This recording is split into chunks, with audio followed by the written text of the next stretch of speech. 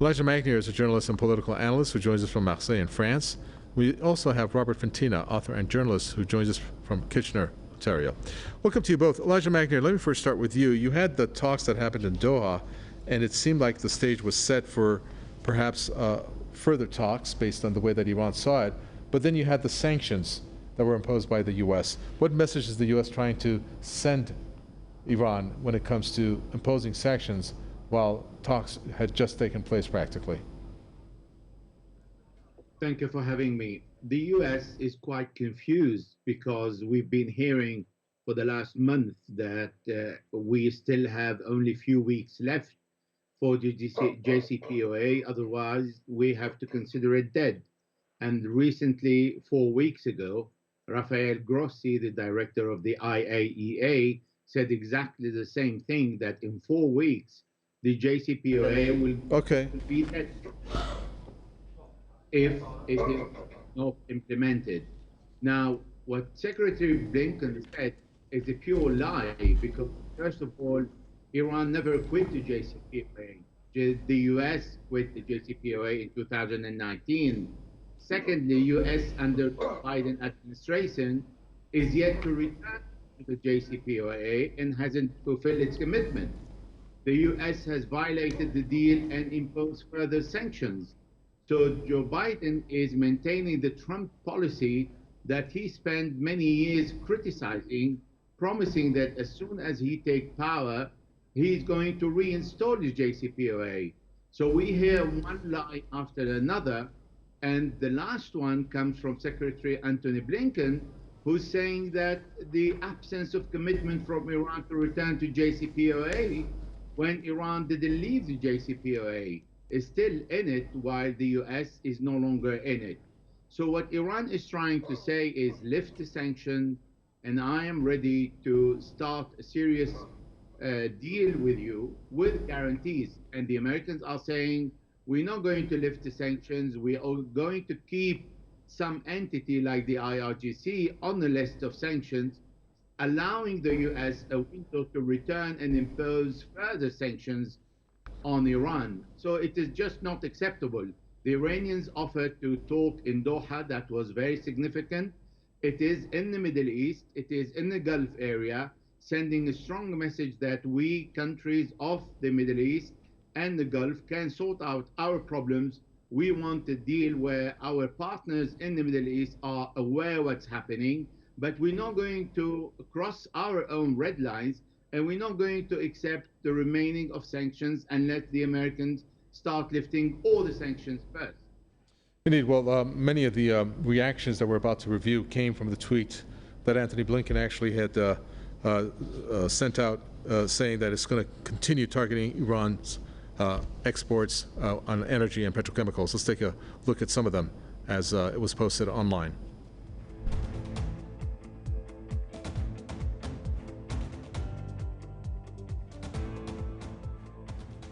This first tweet: absent of commitment from Iran to return to the JCPOA, Iran never left the JCPOA. The U.S. did. How can you rip up a contract, then complain that the other party is not complying? Such delusional, incessant lying.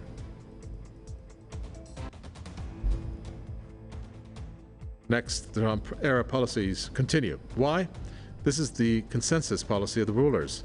It was the U.S. that abandoned the JCPOA, not Iran.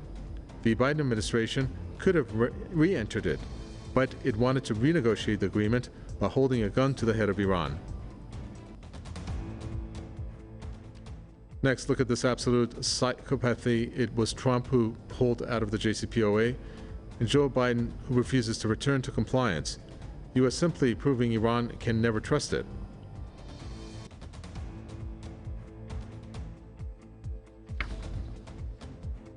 Next, who left the agreement again?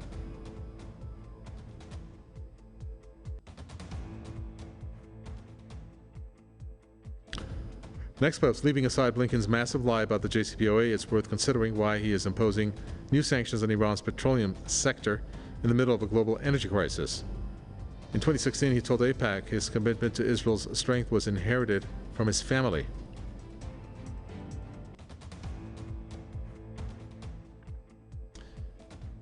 And our final post, the U.S. is penalizing the other signatory on an agreement for not allowing them to freely walk away from and return to this contract as they please. This is the hilariously tragic rules-based order they wish to uphold, using penalties that also impact their own citizens, no less. Okay, some of the posts there. Robert Fantina, when you take a look at this last particular post, it had a couple important points there about how it's penalizing the other signatory, meaning Iran, and at the same time it's saying that this is coming at a cost even to its own citizens. So you got 2 points being made there. And the thing that is noteworthy in the first point, penalizing the other signatory, is that after the Doha talks, the U.S. said, it issued a statement saying that Iran should stop adding things to the talks in terms of requirements that it wants, in which Iran flatly denied that and said that is not the case. We have not done that. And then, of course, your view on how this whole energy crunch that the world is experiencing, Iran could be part of that solution, yet the U.S. does not want to acknowledge nor move in that direction. Yes, there's so many things going on here. As your other commentator mentioned, Biden is maintaining Trump's policy, the so-called maximum pressure policy, which didn't work under Trump. It's not going to work under Biden. The Iranian government is strong. They've lived under sanctions before. They have other countries they deal with. They are not isolated. This is penalizing not only the people of Iran, but the government of the United States has told France and the other signatories that they can't deal with Iran either. This was part of Trump's move when he withdrew from the agreement in 2017. The astounding hypocrisy of Blinken's statements that he's demanding that Iran return to the agreement is the United States that left the agreement.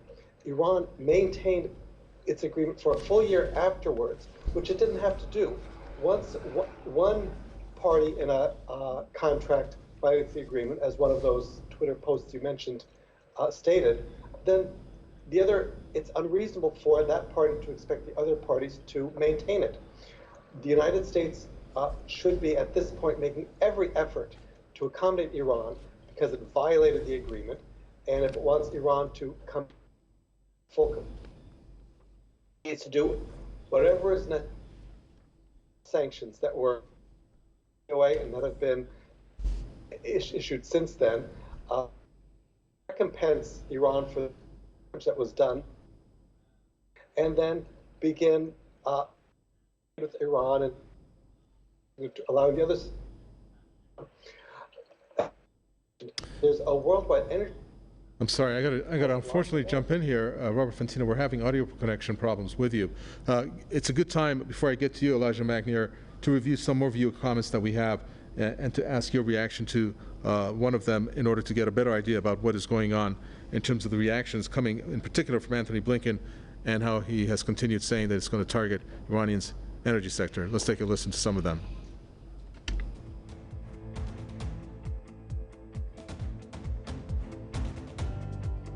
Sanctioning Iran because they won't come back to a deal the U.S. pulled out of has got to be peak imperialism.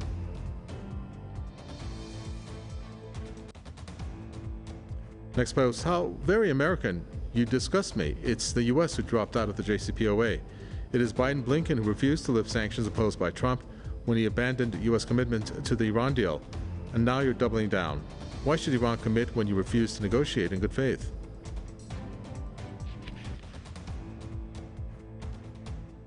Next post, great example of U.S. gaslighting, if not blatant historical revisionism, or as we used to call it back in our more naive days, lying.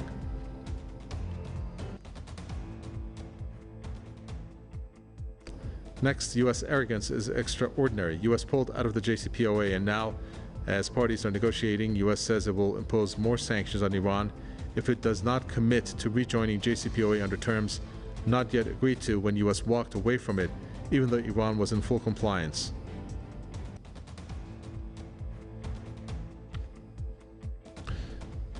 On a final post, absent a commitment from Iran to return to the JCPOA, says the U.S. government, which left the nuclear deal while Iran stayed in it. The U.S. regime is totally sociopathic. It commits blatant crimes, then accuses the targets of its crimes of the very same crimes that the U.S. committed. Okay, the one post I'm going to ask you about, Elijah Magnier, is the one that says U.S. arrogance is extraordinary. We'll put that to the side, how it pulled out of the JCPOA, and now its parties are negotiating. U.S. says that it will impose more sanctions on Iran if it doesn't commit on rejoining the JCPOA. This, in a sense, is, I'm guessing, a referral to how the news came out, where the U.S. said the agreement is here, Iran should sign it, instead of making extra demands, of which Iran, as I mentioned before, has rejected.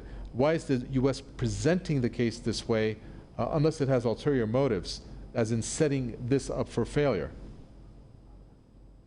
The U.S. believes it can do anything and be unaccountable for its act. Secondly, the U.S. believes that the world is blind, is not aware that today there is internet, people are looking for the information and for the truth, and there are very few people around the world who are not aware that the US has left the JCPOA and not Iran in 2019. So what the US is trying to do is blur the eyes of the world, justify its lack of commitment to the JCPOA, and its foolish action, particularly in this time when the world is desperately in need of energy and in need of Iran to return to the market to offer its oil and gas. So when the US is taking such a step by challenging the world's request of energy, particularly after the war in Ukraine, it means that the Americans don't give a damn about the world population, about the inflation, and is continuing with its arrogance as it has done before. So it is thinking that it is permitted for its administration to do anything. But we know we should not blame only the US. We have to blame also the Europeans for their lack of commitment since 2019, because also they have signed the deal and they have nothing, they've done nothing to restore it, or at least to respect their part of the deal. So bottom line, we're talking about the West, who believes that it is possible to do anything, to violate treaties, to violate the JCPOA, and then to accuse Iran for not respecting it and not returning to the deal. That is the U.S. objective.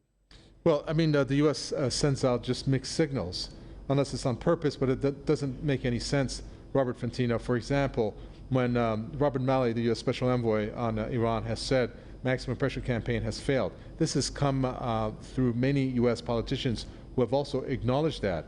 But they continue with the maximum pressure campaign, while at the same time they are saying that the world should withstand what is happening in terms of the energy crunch, even though the French President Emmanuel Macron has said to the U.S., I don't know if you heard about the conversation Macron had with Joe Biden, where he was talking about how Saudi Arabia is almost tapped out. It can't produce more.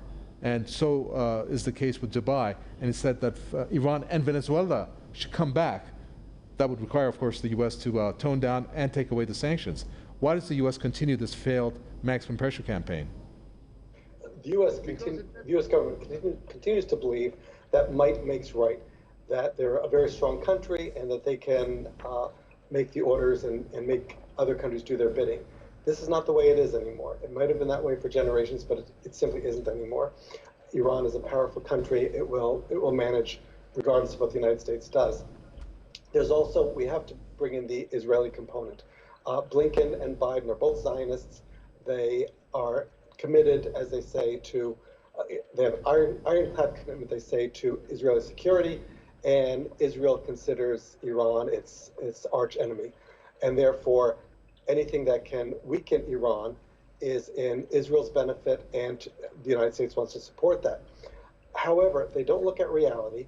They don't look at the fact that, as you mentioned, the French president has said Iranian oil is needed in the world, and the United States is holding it back.